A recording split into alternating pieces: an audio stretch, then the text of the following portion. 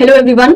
इस वीडियो में मैं आपके सामने एक नोटिफिकेशन को प्रेजेंट करने वाली हूं जो कि रिलीज किया गया है सीबीएसई की तरफ से, जो कि एक ऑटोनॉमस ऑर्गेनाइजेशन है under the ministry of education government of India. तो सबसे अच्छी बात इस पोस्ट की ये है कि इसके लिए मैक्सिमम स्टूडेंट्स एलिजिबल होंगे, किसी एक्सपीरियंस की रिक्वायरमेंट नहीं है और साथ ही साथ पे स्केल भी अच्छा खासा मिलेगा। जो पे स्केल रखा गया है उसके अलावा भी एडिशनल अलावेंस और इसमें अप्लाई होते हैं, उसको मिला के एक अच्छा खासा पेमेंट स्केल भी यहाँ पे रखा गया है। और साथ ही साथ ये एक तरीके का आप कह सकते हो गवर्नमेंट जॉब है। तो अगर आप में से ऐसे कोई भी स्टूडेंट हैं जो कि गवर्नमेंट जॉब के लिए इंटरेस्टेड हैं और ट्राई करना चाहते हैं, तो this could be one of the golden opportunity जिसको आप एक तरीके से इस्तेमाल कर सकते हैं। तो पहले तो इन्होंने एक छोटा सा मतलब कि नोटिफिकेशन रिलीज किया था, उसके बाद इन्होंने डिटेल नोटिफिकेशन भी रिलीज किया है। ठीक है, तो चलिए देखते हैं। इस नोटिफिकेशन को एक तरीके से रिलीज किया गया था 26 दिसंबर 2024 में। वैकेंसी के बारे में बात कर लेते हैं। तो ऑब्वियसली सीबीएसई के बारे में इंट्रोडक्शन देने की तो जरूरत है नहीं, मैक्सिमम लोगों को पता है कि what is this organisation is all about, but still मैं आपको बता देती हूँ। The Central Board of Secondary Education, which is the CBSE, is one of the premier national public examination board under the agency of Ministry of Education, Government of India. It has made mandate to conduct the public examination at secondary and senior secondary level for its affiliated school and other activities assigned by the controlling authority. The board intended to invite online application for the interested as well as eligible candidate on direct recruitment basis through an all India competitive exam for filling up the following post. तो इन्होंने जो है अच्छी खासी post release की है। उस post के लिए ये क्या करेंगे, दैट इज एक कॉम्पिटेटिव एग्जाम कंडक्ट करवाएंगे। अगर आप उसको क्लियर करते हैं तो आपका डायरेक्ट रिक्रूटमेंट जो है इस पोस्ट के लिए हो जाएगा। किसी भी टाइप के ये एक्सपीरियंस की भी रिक्वायरमेंट नहीं मांग रहे हैं और आप देखेंगे कि एलिजिबिलिटी भी इन्होंने इतनी मिनिमम रखी है जिसके लिए मैक्सिमम स्टूडेंट एलिजिबल हो जाएंगे। बट यहाँ पे एक ट्विस्ट ये है कि आपको इनका जो कॉम्पिटेटिव एग्जाम होगा उसे क्लियर करना होगा, जिसका सिलेबस उन्होंने इसी नोटिफिकेशन में देके रखा है। तो चलिए डिटेल में देख लेते हैं। आपको दैट इज cbse.nic.in इस वेबसाइट पे विजिट करना है एप्लीकेशन फॉर्म को भरने के लिए और बाकी सारे इंफॉर्मेशन को पाने के लिए। जो भी कैंडिडेट सेलेक्ट होंगे ऑब्वियसली उनको सीबीएसई की जो ऑफिसेस होती हैं वहां पे पोस्ट किया जाएगा। ठीक है, और जो वैकेंसी इन्होंने फिलहाल में एडवर्टाइज की है कि हाँ इतनी वैकेंसी हमने रिलीज की है, ये वैकेंसी जो है इंक्रीज या डिक्रीज हो सकती है डिपेंडिंग अपॉन द रिक्वायरमेंट। और अगर हम डेडलाइन की बात करते हैं तो आप देख सकते हैं ऑनलाइन एप्लीकेशन फॉर्म का जो मतलब आप कह सकते हो फिलिंग प्रोसेस है वो 2 जनवरी 2025 से शुरू हो चुका है, यानी 2 दिन पहले से शुरू हो चुका है और इसकी लास्ट डेट रहने वाली है 31 जनवरी 2025। जितना भी इंफॉर्मेशन चाहिए regarding the eligibility criteria, age relaxation, examination fee, examination city, पे स्केल, इंपॉर्टेंट इंस्ट्रक्शन, सिलेबस, सब कुछ जो है आपको cbse.gov.in इस वेबसाइट पे मिल जाएगा। तो कुछ दिनों के बाद जो है इन्होंने एक तरीके से डिटेल नोटिफिकेशन भी रिलीज किया कि यस इस पोस्ट के बारे में क्या क्या चीजें मतलब कि इंपॉर्टेंट है, क्या क्या चीजें आपके पास होना चाहिए। तो चलिए फटाफट से डिटेल में समझ लेते हैं इसके बारे में। और अगर आप इंटरेस्टेड होते हैं तो आप बिल्कुल इसके लिए अप्लाई करें, ये एक अच्छी खासी अपॉर्चुनिटी है और सबसे बड़ी बात है गवर्नमेंट जॉब है, राइट। तो अगर आपकी मतलब की एलिजिबिलिटी आ जाती है और साथ ही साथ आपकी जो प्रिपरेशन लेवल चल रही है अगर वो कहीं ना कहीं इस पोस्ट के साथ मैच होती है तो आप बिल्कुल इसको ऑप्ट कर सकते हैं, चाहे आप साइंस बैकग्राउंड के हो या नॉन साइंस बैकग्राउंड के हो, दोनों के लिए ही जो है ये एक अच्छी खासी अपॉर्चुनिटी है। Online application are invited for direct recruitment on all India competitive examination basis for the following post. तो ऑल इंडिया लेवल पे कॉम्पिटेटिव एग्जाम कंडक्ट करवाया जाएगा और इस एग्जाम को क्लियर करने वाले को डायरेक्ट रिक्रूट किया जाएगा फॉलोइंग पोस्ट के लिए। जो पहला पोस्ट है ऑब्वियसली ग्रुप बी का पोस्ट है जो कि है सुपरिटेंडेंट का और पे स्केल इसका लगभग 6 रहने वाला है। तो इसके पे लेवल 6 की बात करते हैं तो लगभग ये जो अमाउंट आता है लगभग 35,400 के करीब आता है। ठीक है, लेकिन ये जो अमाउंट है ये एक्सेप्ट अलावेंस है। बहुत से अलावेंस आपको दिए जाते हैं यहाँ पे, तो एक्सपेक्टेड माना जाता है कि अलावेंस को अगर हम इसमें अगर एक तरीके से इंक्लूड कर दें तो ये जो अमाउंट है ये इजीली आपका 40 to 45,000 के करीब पहुंच जाता है। तो पहली पोस्ट है सुपरिटेंडेंट की जिसमें कि मैक्सिमम एज लिमिट 30 होनी चाहिए। टोटल पोस्ट इसका 142 रखा गया है जिसमें कि एससी के लिए 21, एसटी के लिए 10, ओबीसी एनसीएल के लिए 38, ईडब्ल्यूएस के लिए 14 एंड अनरिजर्व के लिए 59 सीट्स हैं। यहाँ पे सेकंड पोस्ट है जूनियर असिस्टेंट का जो कि ग्रुप सी का पोस्ट है और इसका पे लेवल 2 रखा गया है जो कि अप्रोक्सीमेटली लगभग 19,900 के करीब जो है ये अमाउंट बनता है। लेकिन अगेन इसमें अगर आप अलावेंस को ऐड करते हैं तो ये अमाउंट जो है रफली 30 to 35,000 तक पहुंच जाता है। अब डिपेंड करता है कितने अलाउंस जो है यहाँ पे अलाउ किए जाते हैं, उसके अकॉर्डिंग जो है यहाँ पर इतना पहुंच जाता है। ठीक है, बट मैंने आपको ओरिजिनल अमाउंट भी बताया प्लस अलाउंस इंक्लूड करके भी बताया। अब ये चीज मैं इसलिए बता रही हूँ क्योंकि सारे बच्चों को आइडिया नहीं है कि पे लेवल 6 कितना हो सकता है, पे लेवल 2 कितना हो सकता है। ठीक है, तो एक रफ आइडिया आपको देगा। तो जूनियर असिस्टेंट के लिए जो है टोटल सीट यहाँ पे 70 है और मैक्सिमम एज लिमिट 27 है, जिसमें से एससी के लिए 9, एसटी के लिए 9, ओबीसी एनसीएल के लिए 35, ईडब्ल्यूएस के लिए 13 सीट है। चलिए बाकी डिटेल्स के बारे में देख लेते हैं और क्या क्या इन्होंने मेंशन किया है। जो सिलेक्टेड कैंडिडेट्स होंगे ऑब्वियसली उनको जो है जैसे कि यहाँ पे मेंशन किया गया है, the selected candidate shall be posted in any of the office of board. ठीक है, यहाँ पे सारे ऑफिस के मतलब की डिटेल्स देके रखें कि इनमें से किसी भी ऑफिस में आपको पोस्ट किया जा सकता है। जो भी एप्लीकेशन फॉर्म है मेक श्योर वो आपको ऑनलाइन ही भरना है, ऑफलाइन आपको या बाई पोस्ट सेंड नहीं करना है।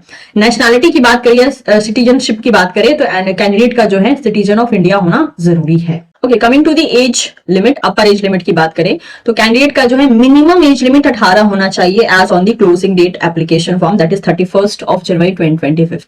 तो मिनिमम एज लिमिट यानी कम से कम एज लिमिट आपकी 18 होनी चाहिए। अब इसके ऊपर क्या किया गया है, बहुत से रिलैक्सेशन को ऐड किया गया है। ठीक है, जैसे कि एसटी एससी कैटेगरी के लिए जो है 5 ईयर का रिलैक्सेशन, फिर ओबीसी एनसीएल के लिए 3 ईयर का relaxation, PWD unreserve including women के लिए जो है 10 ईयर का relaxation, PWD OBC NCL including women के लिए रिलैक्सेशन 13 इयर्स का, and PWD SC ST including women candidate जो है दैट इज 15 इयर्स का है। ठीक है, और इसके अलावा जैसे कि बोला गया वुमेन कैंडिडेट के लिए 10 ईयर का रिलैक्सेशन है, डिपार्टमेंटल कैंडिडेट के लिए जो है कोई भी यहाँ पे रिलैक्सेशन नहीं है। जो भी डेट की बात की गई है उस डेट को काउंट किया जाएगा on the basis of that is 31 of January 2025 के बेसिस पे। Coming to the recruitment rules, ठीक है, यानी कि कौन मतलब की एलिजिबिलिटी क्राइटेरिया क्या रहने वाली है। तो सबसे पहले अगर हम बात करते हैं सुपरिटेंडेंट पोस्ट के बारे में तो इसका एसेंशियल क्वालिफिकेशन क्या रहने वाला है, आपके पास बैचलर डिग्री होनी चाहिए फ्रॉम रिकॉग्नाइज्ड यूनिवर्सिटी या फिर इक्विवेलेंट डिग्री होनी चाहिए, और साथ ही साथ आपके पास वर्किंग नॉलेज होना चाहिए मेनली कंप्यूटर का, कंप्यूटर एप्लीकेशन जैसे कि हो गया Windows, MS Office, handling of large data as well as internet. ठीक है, और एज जो है 30 ईयर्स तक अप्रॉक्स कंसिडर किया जाएगा। अब अगर बात करते हैं हम मेथड ऑफ रिक्रूटमेंट की तो देखिए ये एलिजिबिलिटी इतनी मिनिमम है कि आई थिंक मैक्सिमम स्टूडेंट इसमें आराम से आ जाएंगे। अब बात करें यहाँ पर in case of that is recruitment, तो यहाँ पर रिक्रूटमेंट जो है टायर 1 टायर 2 के बेसिस पे होगा। टायर 1 में जो है MCQ based preliminary screening examination होगा, इसमें एमसीक्यू बेस्ड आपका एग्जाम होगा, और टायर 2 में जो है objective type that is OMR based as well as descriptive type written main examination होगा। ठीक है, और साथ ही साथ जो है आपकी टाइपिंग स्पीड भी देखी जाएगी, दैट इज इंग्लिश में जो है 35 वर्ड पर मिनट चेक किया जाएगा या 35 वर्ड पर मिनट इन हिंदी जो है चेक किया जाएगा। तो ये सारे जो है रूल्स लिखे गए हैं कि किस तरीके से आपका जो स्पीड है उसे चेक किया जाएगा। तो ये रहा पहले पोस्ट के बारे में कि सुपरिटेंडेंट पोस्ट के लिए क्या रिक्वायरमेंट है और साथ ही साथ रिक्रूटमेंट के क्या मेथड होने वाले हैं। इस बात का ध्यान रखिएगा कि सुपरिटेंडेंट के लिए मैक्सिमम एज लिमिट यहाँ पे 30 मेंशन की गई है।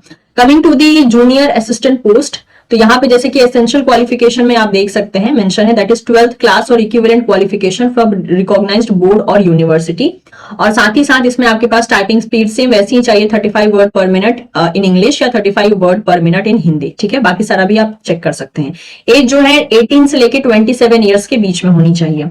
मेथड ऑफ रिक्रूटमेंट जो है यहाँ पे भी आपका टायर 1 में एग्जामिनेशन होगा जिसमें कि MCQ based preliminary screening examination होगा, और साथ ही साथ जो है आपका यहाँ पर जो एक तरीके से टाइपिंग स्पीड है उसको भी चेक किया जाएगा बेस्ड ऑन दीज रूल्स। अब यहाँ पे जैसे कि बोला गया है आप देख सकते हैं The candidate should possess essential qualification at the time of submission of online application. The candidate appearing in the final year or whose result of final examination is awaited need not apply. तो अगर आप essential qualification को hold करते हैं तभी आप apply करेंगे, otherwise नहीं करेंगे। और अगर आप फाइनल ईयर के स्टूडेंट हैं या आप अपने रिजल्ट के लिए वेट कर रहे हैं तो आप एलिजिबल नहीं है, यानी कि फाइनल ईयर स्टूडेंट और result awaited student are not at all eligible for these post. Examination fee की बात करते हैं तो अनरिजर्व कैटेगरी के लिए 800 रुपीज रखी गई है पर ईच पोस्ट, यानी आप चाहें तो दोनों पोस्ट के लिए भी अप्लाई कर सकते हैं। ईच पोस्ट के लिए 800 है। और अगर बात करें SC ST PWD ex serviceman और वुमेन या फिर डिपार्टमेंटल कैंडिडेट के लिए कोई भी फी नहीं रखी गई है। ठीक है, वुमेन में मेक श्योर जो रिजर्व कैटेगरी है वो भी वुमेन्स चली आएंगी, साथ ही साथ जनरल कैटेगरी की वुमेन्स भी चली आएंगी। चलिए अब समझ लेते हैं स्कीम ऑफ एग्जामिनेशन। इतना कुछ हमने डिस्कस कर लिया, लेकिन ये जो एग्जामिनेशन है जिसको टायर 1 टायर 2 में लिया जाएगा, उसका सिलेबस क्या रहने वाला है। तो जैसे कि हमने अभी जस्ट देखा कि जो सुपरिटेंडेंट का पोस्ट है उसमें 2 टायर में एग्जाम होगा, ठीक है, 2 टायर में एग्जाम होगा। दैट इज टायर 1 जो कि एक तरीके से ओएमआर बेस्ड होगा, और टायर 2 में जो है एक तरीके से OMR as well as I mean to say MCQ plus descriptive दोनों होगा, ठीक है, जैसे कि यहाँ पर मेंशन किया गया था। तो फिलहाल में बात कर लेते हैं टायर 1 एग्जामिनेशन के बारे में, एमसीक्यू टाइप के बारे में, जो कि ओएमआर बेस्ड होता है। तो यहाँ पे जैसे कि मेंशन किया गया है कि on the basis of performance in tier 2 written descriptive test the candidate will be called for skill test that is qualifying nature in the ratio of 1:5 intimation to these effect will be uploaded on the official website. तो अगर हम बात करते हैं यहाँ पर tyre 1 examination की, तो एमसीक्यू बेस्ड होने वाला है, यानी ओएमआर शीट बेस्ड होने वाला है, यानी ऑनलाइन एग्जाम नहीं होगा, ऑफलाइन होगा, ओएमआर बेस्ड एग्जाम होगा। तो अगर हम सिलेबस की बात करते हैं तो एग्जाम जो है टोटल 3 घंटे का होगा। कंपोनेंट जो है, जो कि आपको टायर 1 एग्जाम में जिस टॉपिक से क्वेश्चन आएंगे, पहला पार्ट 1 में आएगा current affair and general awareness, जिसमें कि ये सारे टॉपिक इंक्लूडेड होंगे, जिसमें कि नंबर ऑफ क्वेश्चन 30 होगा और टोटल मार्क्स जो है आपको 90 मिलेंगे, यानी कि एक क्वेश्चन पे जो है 3 मार्क्स आपको दिया जाएगा, और अगर आप गलत करते हैं तो 1 नंबर नेगेटिव यहाँ पे रखा गया है, ठीक है। सेकेंड पार्ट में आपका आएगा general mental ability, general intelligence and logical reasoning and analytical ability, जिसमें कि 30 क्वेश्चन आएंगे और 90 मार्क्स का होगा ये पूरा का पूरा section. Coming to the other part, third part में जो है जैसे कि यहाँ पर मेंशन है, that is arithmetical and numerical ability, data interpretation चलाएगा, जिसका कि डिटेल यहाँ पे देके रखा है, that is arithmetic, algebra, geometry, statistics, सब कुछ यहाँ पे मेंशन किया है। इसमें से भी क्वेश्चन 30 आएंगे, टोटल मार्क्स यहाँ पे भी आपको 90 दिया जाएगा ईच क्वेश्चन पे, सॉरी ईच पार्ट पे, यानी कि 30 क्वेश्चन होंगे वो टोटल 90 मार्क्स कैरी करेंगे। फोर्थ पार्ट में जो है यहाँ पे आपको दिया गया है, that is general Hindi as well as general English. तो जनरल हिंदी जो है 15 क्वेश्चन आएंगे और जनरल इंग्लिश के भी 15 क्वेश्चन आएंगे, टोटल मिला के 30 क्वेश्चन और 90 मार्क्स ये कैरी करेंगे। कंप्यूटर प्रोफिशिएंसी टेस्ट भी होगा, जिसमें कि अगेन 30 क्वेश्चन आएंगे और 90 मार्क्स कैरी करेंगे। इस तरीके से टोटल क्वेश्चन जो है 150 आएंगे और वो मार्क्स कैरी करेंगे 450 का। ध्यान रखिएगा, tier 1 will consist of objective type MCQ question. The question will be set both in English and in Hindi except the English comprehension. तो जो भी क्वेश्चन होगा सब इंग्लिश और हिंदी में सेट किया जाएगा एक्सेप्ट द इंग्लिश कॉम्प्रिहेंशन, जो कि सिर्फ इंग्लिश में होगा। टाइप 2 जो है अगेन इसमें भी ऑब्जेक्टिव टाइप यानी ओएमआर बेस्ड क्वेश्चंस भी होंगे और डिस्क्रिप्टिव रिटन एग्जामिनेशन भी होगा। अगर हम बात करते हैं तो अगेन इसका भी ड्यूरेशन 3 घंटे का रहने वाला है। इसमें भी जो कंपोनेंट आएंगे वो करंट अफेयर्स से आएंगे, जो कि आप यहाँ पे देख सकते हैं। ऑब्जेक्टिव टाइप क्वेश्चन की बात करें तो नंबर ऑफ क्वेश्चन 10 होंगे, टोटल मार्क्स जो है 30 होगा। डिस्क्रिप्टिव में जो है नंबर ऑफ क्वेश्चन 4 होंगे, टोटल मार्क्स जो है 20 होगा। और यहाँ पे भी ऑब्जेक्टिव में वही है कि सही आप दोगे तो +3 मिलेगा और गलत करोगे तो -1 जाएगा। और यहाँ पे क्योंकि आप देख सकते हैं कि 4 क्वेश्चन पे 20 मार्क्स दे रहे हैं, मतलब कि ऑब्वियसली 5 मार्क्स का एक क्वेश्चन होगा यहाँ पे डिस्क्रिप्टिव का, जिसमें कि आपको लंबे लंबे आंसर लिखने होते हैं।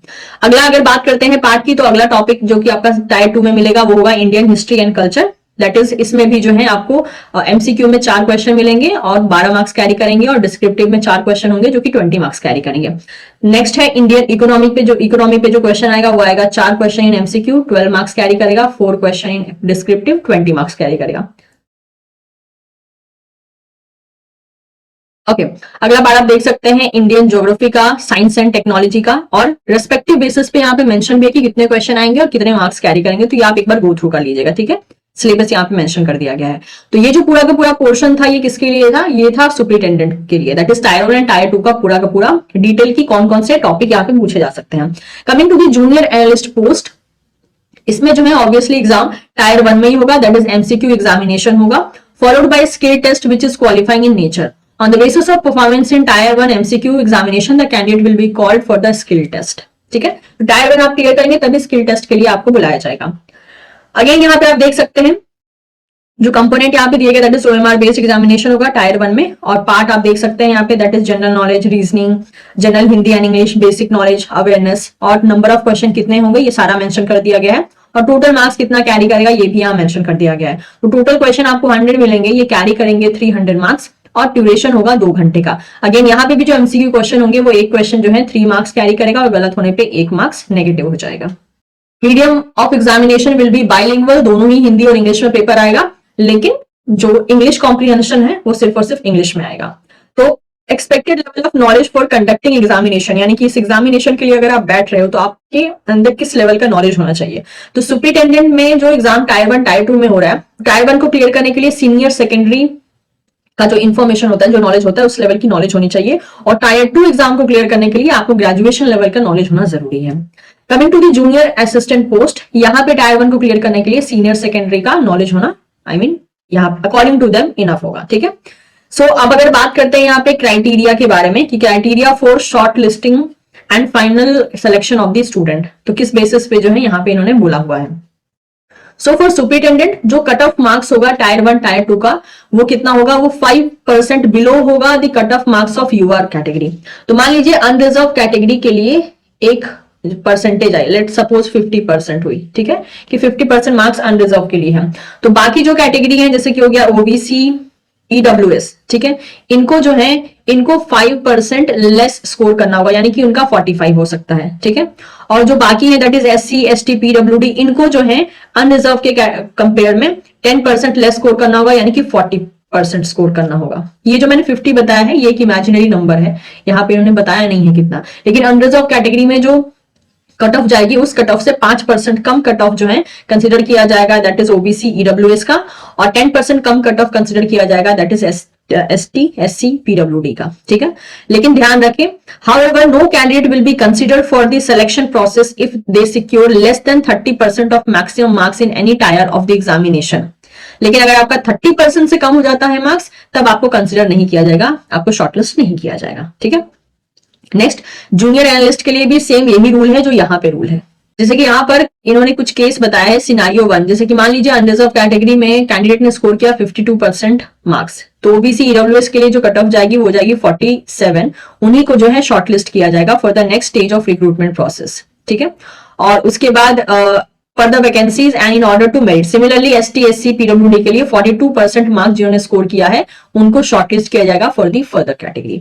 तो यहाँ पे वही चीज बोले, क्योंकि यहाँ पे 52 अनरिजर्व के लिए हो गया तो 5% कम हो गया ओबीसी, ईडब्ल्यूएस के लिए, और 52 का 10% यानी 42% कंसिडर किया जाएगा एससी, एसटी, पीडब्ल्यूडी के लिए। तो यही चीज यहाँ पर एक तरीके से मेंशन कर दी गई है।